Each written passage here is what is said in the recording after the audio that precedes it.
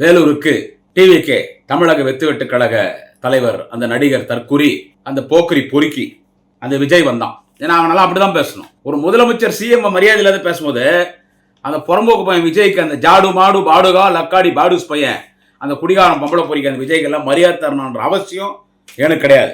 ஏன்னா சிஎம் அவ்வளோ மரியாதை இல்லாத பேசுகிறான். அவனுக்கு என்ன புடங்கிறது நான் மரியாதை கொடுக்கணும். அவன் இன்னைக்கு வேலூர் மாவட்டம் தான் அகரஞ்சேரி. வேலூர்லேருந்து திருப்பத்தூர் போகிற ரோட்டில் என்ஹெச்சில் வரும் அகரஞ்சேரி. அந்த அகரஞ்சேரியில் ஒரு கொட்டாயம் ஒன்று போட்டிருந்தாங்க. அதுக்கு அவன் வந்தான். காலையில் கிளம்புனான் பனையூர்லேருந்து. வர வழியெல்லாம் பார்த்தேன். வர வழியெல்லாம் நேற்றே சொல்லிட்டானுங்க 2 நாளைக்கு முன்னாடி விஜய் இந்த வழியாக வரப்போறாருன்னு சொல்லிட்டு. இப்போ அவன் வரான்னா சொல்ல தேவையில்லை, கூட்டம் வெளியே நிற்கும். அதில் இந்த பெண்கள், இந்த இளம் பெண்கள் இருக்கீங்கள, உங்களை குட்டிச்சோர் ஆக்காமல் அவன் விட மாட்டான், நீங்களும் குட்டிச்சோர் ஆவீங்க அவன் பின்னால் போய்.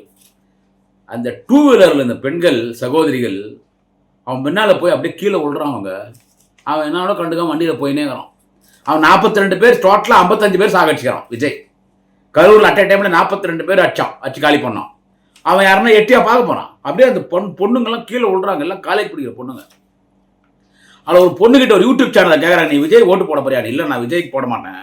அப்புறம் ஏன் இப்படி வரேன்னா, இது வரைக்கும் நேராக பார்த்ததில்ல, பார்க்கறதுக்கு வந்தேன், பார்த்துட்டு இருந்தது. என்ன பண்ண சொல்றீங்க? அவனுக்கு என்ன இவ்வளோ போலீஸ் பாதுகாப்புனா அவனுக்கு பாதுகாப்பு இல்லை. இதை இப்படி உளுந்து சாகுறீங்களே, 2 வீலரில் போய் கீழே விடுறீங்க, கூட்ட நெரிசலில் சிக்கிக்கிறீங்க.